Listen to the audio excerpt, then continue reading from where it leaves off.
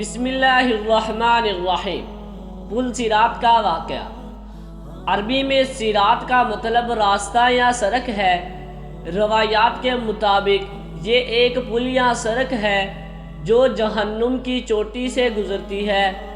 ایک حدیث میں ہے کہ پل صراط بالوں سے باریک، تلوار سے تیز اور آگ سے زیادہ گرم ہے۔ آخرت میں سچے مومن اس پر سے تیزی سے گزر جائیں گے۔ کچھ کو اس سے گزرنے میں کچھ دقت محسوس ہوگی، لیکن آخرکار آرام پائیں گے، اور کچھ پھسل کر جہنم کے گروں میں گر جائیں گے۔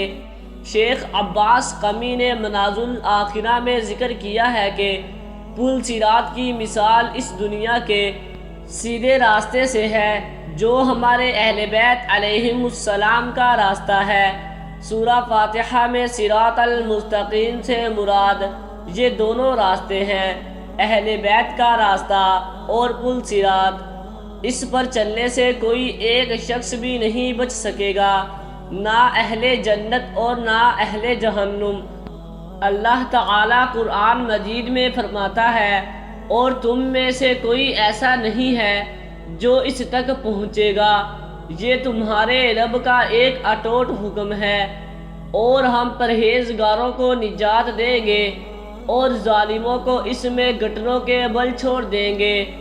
حضور نبی اکرم صلی اللہ علیہ وسلم اور آپ کی اولاد سے روایت ہے کہ یہ پل 7 درے عقبات پر مشتمل ہے۔